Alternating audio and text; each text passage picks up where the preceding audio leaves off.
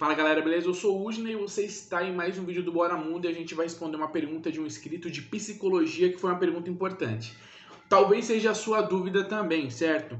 A pergunta é do Fabiano, ele perguntou o seguinte: quando ele cita que a percepção que o pesquisador tem sobre o homem contamina a sua própria pesquisa, o que isso significa? O que ele tá, a dúvida dele foi em cima do quê?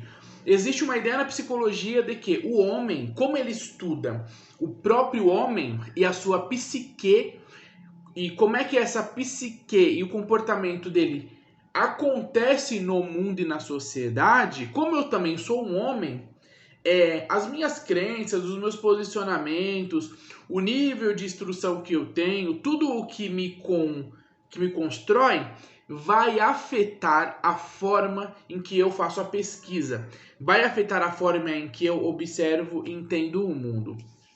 Tá, mas e como é que isso acontece? De uma forma prática. Bom, de uma forma prática, vamos então explicar aí de uma forma bem simples. Eu tenho certeza que eu vou conseguir ajudar o Fabiano. Fabiano, é o seguinte, você que está com essa dúvida também. Como é que a cultura, vamos colocar assim, como é que a cultura do pesquisador afeta a sua pesquisa? Bom, ela afeta de forma aonde, de forma consciente ou inconsciente, vai fazer com que ele escolha formas de entender aquilo que ele está pesquisando. Por exemplo, formação clássica. Piaget vai construir toda uma teoria do desenvolvimento humano, que é uma das mais atuais e mais conhecidas, tá certo? Se não, quiçá a mais conhecida. E aí ele vai fazer toda uma estrutura, desenvolvimento humano, etapa por etapa. Todas as pontuações do Piaget, elas vão entrar de forma estrutural, colocando o homem como um ser que se desenvolve de forma estrutural, com uma certa organização, certo? Essa organização, se você for perceber, ela é toda estrutural, ela é toda por etapas, toda organizadinha, toda feita em um processo de evolução contínuo, toda feita com características que vão evoluindo. E o que é isso? É o Jean Piaget respondendo e sendo influenciado pela sociedade que ele vivia. Quando ele viveu, nós temos uma dinâmica do capitalismo muito forte, onde a estrutura da sociedade pedia respostas estruturadas para questões reais. Então tinha, por exemplo, um momento da industrialização e do capital muito forte, da tomada de território mundial pelos países capitalistas em ascensão, e tudo isso exigia respostas dos intelectuais, da sociedade pensante, da sociedade mecânica, daqueles que fazem as ideias acontecerem e acontecer no mundo de real, no mundo de fato, né?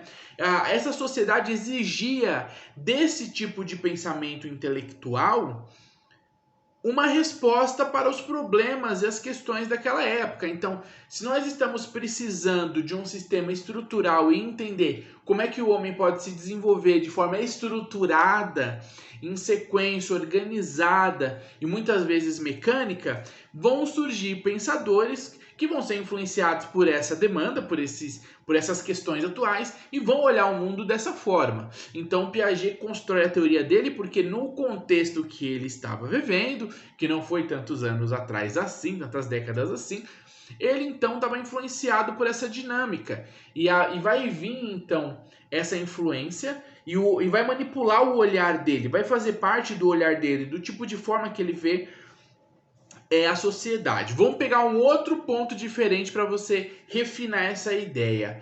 Vygotsky. O Vygotsky, lá na União Soviética, na Rússia, ele vai ter então uma influência diferente. Olha que doideira. A influência do Vygotsky, ela está dentro do pensamento marxista, que é o materialismo histórico dialético. Isso significa que, diferente desse estruturalismo norte-americano, a gente vai ter uma caracterização muito mais socialista, muito mais de estrutura de sociedade, estrutura de acontecimentos históricos, de fatores que constroem o ser humano que é influência histórica da condição do capital. Então ele tem uma situação diferente. O Vygotsky ele é influenciado de forma diferente do Piaget. E ele vai colocar isso dentro da análise dele. Tanto é que quando o Vygotsky vai olhar para uma situação de desenvolvimento humano, de psicologia do desenvolvimento humano, ele vai pensar diferente do Piaget. Estamos falando de épocas muito próximas. Então, o Vygotsky vai pensar o desenvolvimento humano muito mais baseado em uma influência sócio-histórica, onde o ser humano, na verdade, ele tem muito mais força, uma influência sócio-histórica, do que uma estrutura de desenvolvimento que vai servir para todos os momentos, para todos os povos. Não. Cada povo vai se desenvolver de uma forma, cada nível de inteligência, cada habilidade superior mental vai se desenvolver de uma forma dentro da sociedade em que ela vive. Olha só, já é um pouco diferente do Piaget, né? Então, colocar um padrão de forma global para o Vygotsky já não é tão possível, porque na verdade, dependendo de como a sociedade se desenvolve, o indivíduo vai se desenvolver conforme aquela sociedade. Por exemplo, um membro que está na Europa ali no século XV, XVI, Iluminismo, Renascença, o que vai acontecer? Esse cara aí, 16, 17, ele está no fervor de uma mudança radical, de um desenvolvimento. A Europa teve um desenvolvimento tecnológico superior, político, inclusive, organizacional superior, e por isso que os países e os continentes, dentro dos continentes, os próprios países que vão se desenvolver mais rápido, vão fazer que o seu conjunto de vizinhos também se desenvolva mais rápido, mais do que alguns outros países em outros continentes. Então, como por exemplo, quando os portugueses chegam aqui, nós temos os indígenas, e a cultura indígena ainda não tinha engatilhado um desenvolvimento tecnológico como o dos portugueses. Então, os portugueses chegaram com um desenvolvimento tecnológico avançado, até um tipo de desenvolvimento civilizacional mais avançado. Então, quer dizer, esse vai se sobressair, vai acabar engolindo esse outro povo e vai trazer parte dessa cultura para esse desenvolvimento. O que acontece? O que você está vendo nesse quadro de desenvolvimento é um tipo de cultura influenciar aqueles que fazem parte da cultura. Então, aqueles que são, por exemplo, vamos entrar um pouco de antropologia, história aqui, de uma forma muito resumida, muito simples, quase que senso comum. Aquele ser superior que tem mais força, aquele que tem mais tecnologia, que tem uma dinâmica civilizatória mais avançada, ele vai dominar aquela que é mais antiga, que ainda não está tão avançada, que é mais frágil. Certo?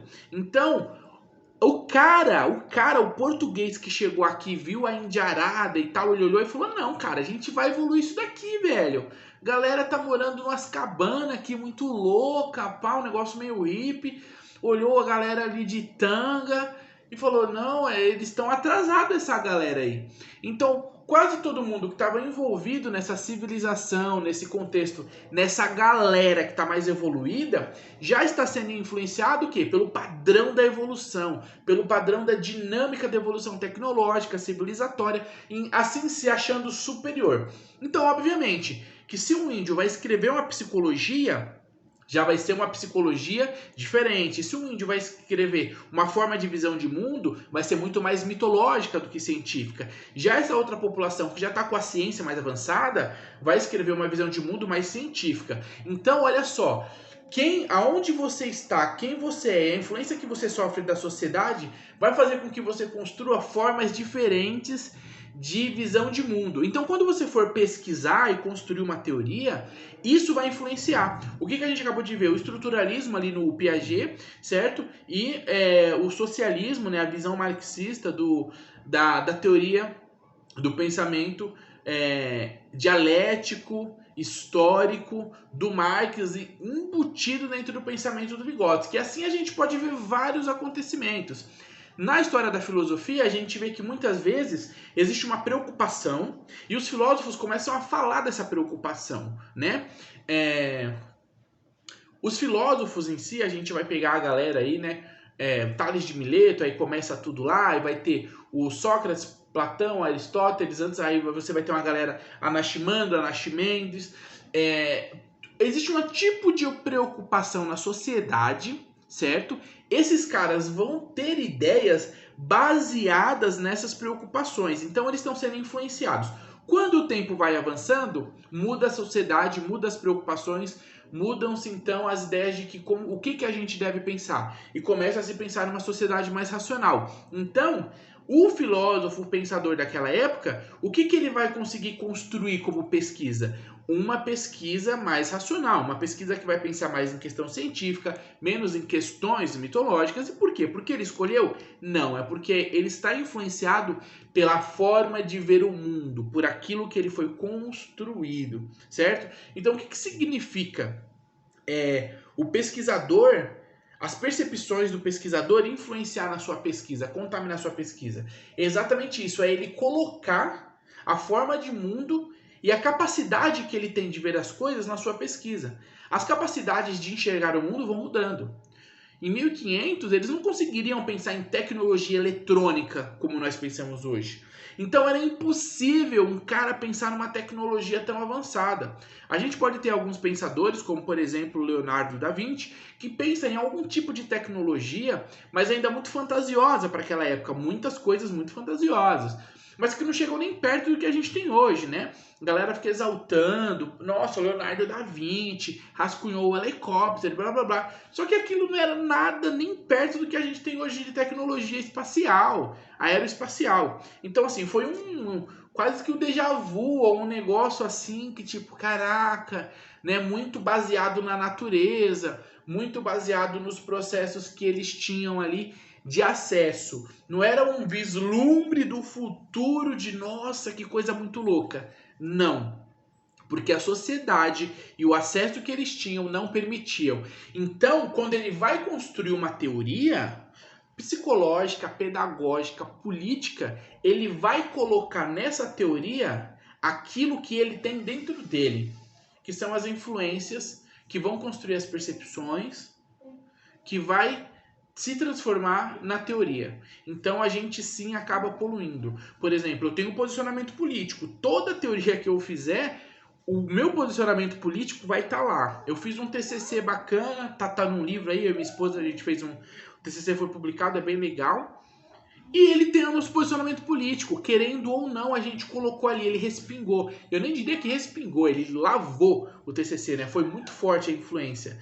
Então você vai na rede social do cara, o que ele tá falando tem o posicionamento político dele, o posicionamento psicológico, o posicionamento religioso. Então quer dizer, o que nós temos dentro de nós respinga na pesquisa científica. E isso a gente vê de forma muito clara quando a gente vai estudar o pensador, a sua teoria e o momento em que ele vive, como eu fiz agora com o exemplo do Piaget e com o exemplo do Vygotsky, certo? E tem vários outros pensadores. A gente pode pegar o Freud, pode pegar o Darwin, pode pegar uma série de galeras aí de pensadores nos seus períodos diferentes e ver o quanto que a teoria deles está contaminada com aquilo que existe na sociedade, que é aquilo que influencia ele. Então ele consegue perceber a sociedade só dentro da sociedade que ele vive, né? É aquela coisa de que,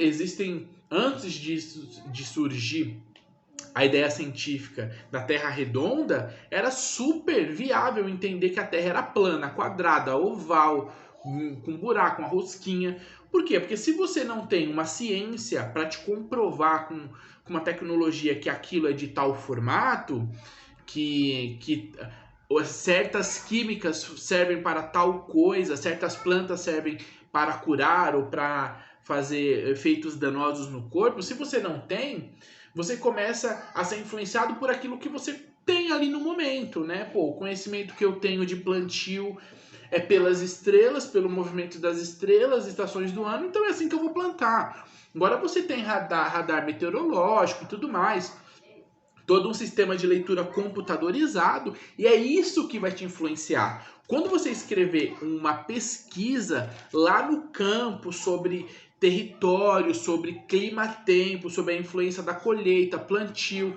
reharmonização da terra para replantagem de outras culturas, você não vai escrever como um índio pensaria isso. Você vai escrever com a tecnologia. Você vai citar tecnologias, meios eletrônicos, aparelhos, termodinâmica. Você vai pensar em tudo isso, que é o quê? É exatamente a cultura tecnológica que vai te influenciar. E a tua pesquisa vai estar contaminada disso, certo?